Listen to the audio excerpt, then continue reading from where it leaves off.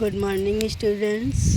आज मैं आपको आरो पार्ट 1 के फर्स्ट चैप्टर नमक का दरोगा के बारे में बताएंगे। पहले राइटर के बारे में कुछ बताएंगे, उसके बाद सारांश बताएंगे।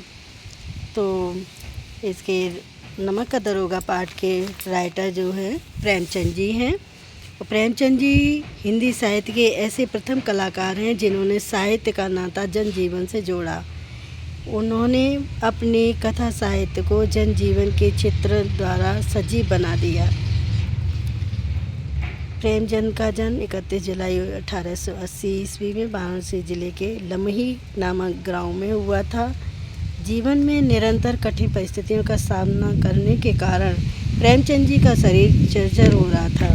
देशभक्ति के पथ पर चलने के कारण उनके ऊपर सरकार का आतंक भी छाया रहता था। प्रेमचंद जी एक साहसी सैनिक के समान अपने पथ पर बढ़ते रहे। साहित्यिक विशेषताओं की बात करें तो साहित्यिक विशेषताएं इनकी हैं कि ये प्रमुख रूप से कथाकार थे। उन्होंने जो कुछ भी लिखा वह जनजीवन का मुंह बोलता चित्र है। इनके नाटक करबला, संग्राम और प्रेम की देवी, निबंध संग्रह, कुछ विचार, विविध प्रसंग। तो यहाँ पर अब आपको हम सारांश बताते हैं। नमक का दरोगा प्रेमचंद की एक ऐसी कहानी है जिसमें लेखक ने समाज में व्याप्त भ्रष्टाचार की पोल खोलते हुए ईमानदार व्यक्ति की व्यथा तथा उससे मिलने वाले ईमानदारी के फल का चित्रण किया है। जब नमक का विभाग बना तो इसकी भी कालाबाजारी होने लगी। अधिकारी रिश्वत लेकर इस चोर बाजारी को अनदेखा कर रहे थे। इन्हीं दिनों मुंशी बंसीधर नौकरी की तलाश में निकले। उनके पिता बड़े बूढ़े हो गए थे। उन्होंने पुत्र को बहुत समझा कर विदा किया कि वेतन के साथ साथ ऊपरी आमदनी से भी परहेज नहीं करना। बंसीधर ने सब कुछ सुना, परंतु उसे अपने धैर्य और बुद्धि और आत्म अवलंबन पर बहुत विश्वास था। उसे नमक विभाग में दरोगा की नौकरी मिल गई। उस विभाग में वेतन के साथ साथ ऊपरी आमदनी भी बहुत थी। उनके पिता बहुत खुश हुए और पड़ोसियों के हृदय में कांटे चुभने लगे, क्योंकि कोई भी पड़ोसी किसी भी पड़ोसी का भला नहीं चाहता, किसी का भी सुख नहीं देखना चाहता। सर्दियों की रात के समय दरोगा बंसीधर की नींद अचानक खुली तो उन्हें नमक दफ्तर से दूर बहती हुई जमुना के जल के प्रवाह के जगह पर गाड़ियों की गड़गड़ाहट तथा मल्लाहों का कोलाहल यानी शोर सुनाई दिया। उन्हें कुछ गोलमाल होने की संभावना लगी। वे वर्दी पहनकर तथा तमंचा जेब में रखकर घोड़े पर सवार होकर जमुना के पुल पर जा पहुँचे। वहाँ गाड़ियों की एक लंबी कतार पुल के पार जा रही थी। उनके पूछने पर गाड़ी वालों ने बताया कि ये दातागंज के पंडित आलोपी दीन की गाड़ियाँ हैं। पंडित आलोपी दीन उस क्षेत्र के सबसे अधिक प्रतिष्ठित जमींदार थे।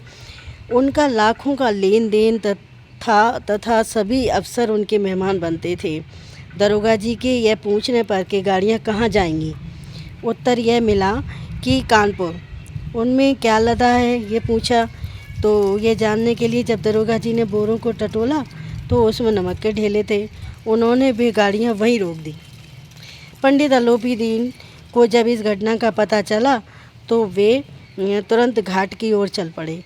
उन्हें पूरा विश्वास था कि वे रिश्वत के बल पर दरोगा को खरीद लेंगे और उनकी गाड़ियाँ निकल जाएंगी। उनकी मान्यता थी कि न्याय और नीति सब लक्ष्मी के ही खिलौने हैं। न्याय और नीति किसके खिलौने हैं? लक्ष्मी के ही खिलौने हैं।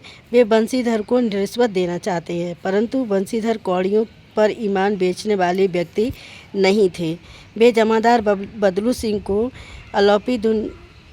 आलोपी दीन को हिरासत में लेने की आज्ञा देते हैं। इस पर आलोपी दीन हैरान हो जाते हैं, क्योंकि आज तक उनसे किसी ने ऐसी कठोर बातें नहीं की थी।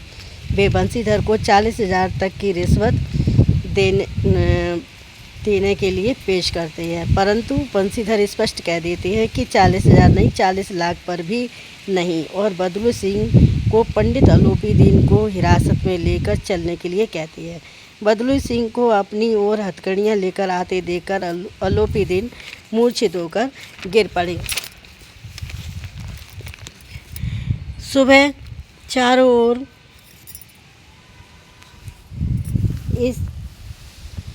इसी घटना की चर्चा थी।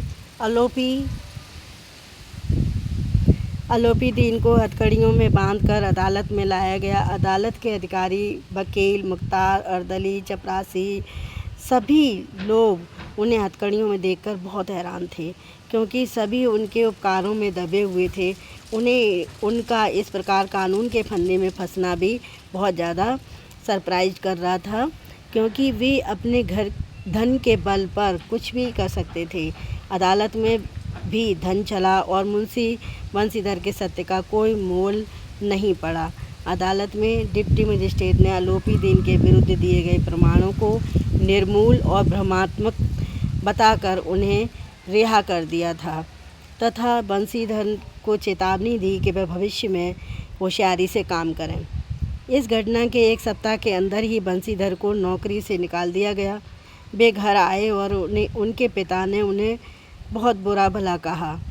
माता तीर्थ यात्रा पर जाना चाहती थीं, उसकी कामनाएं भी मिट्टी में मिल गईं और उनकी पत्नी ने भी कई दिनों से उनसे ढंग से बात नहीं की।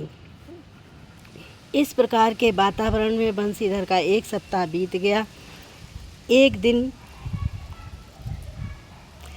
शाम के समय एक सजा हुआ रथ उनके द्वार पर आकर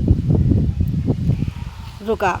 बंसीधर के पिता अगवानी के लिए दौड़े और पंडित आलोपी दीन को रथ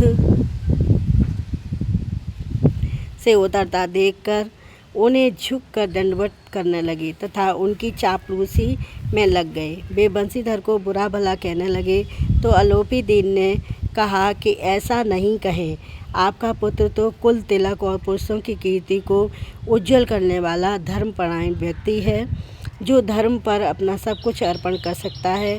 उन्होंने बंसीधर की प्रशंसा करते हुए उसे अपनी जायदाद का मैनेजर बना दिया।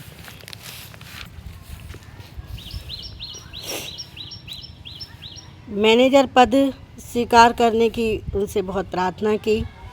उन्हें अभी मैनेजर बनाया नहीं था, लेकिन मैनेजर पद को स्वीकार करने की बहुत प्रार्थना की। उन्हें 6,000 वार्षिक वेतन के अतिरिक्त बंगला, नौकर चाकर आदि देने का वचन भी दिया। बंसीधर ने स्वयं को इस पद के अयोग्य मानते हुए पद स्वीकार करने से मना कर दिया, परंतु आलोपी दीन के बार बार आग्रह करने पर उन्होंने यह पद स्वीकार कर लिया। तो आलोपी दीन ने प्रसन्न होकर उन्हें गले लगा लिया। अब यहाँ पर कुछ शब्द हैं जिनका मीनिंग हम आपको बताए देते हैं। आत्म अवलंबन, इसका मीनिंग है अपना बल। निर्मूल मतलब निराधार, और एक है मर्मज्ञ। मर्मज्ञ मतलब किसी बात का भेद जानने वाला। बेमुरम्मत जो शब्द आया है आपके चैप्टर में, उसका मतलब है किसी का लिहाज न करना।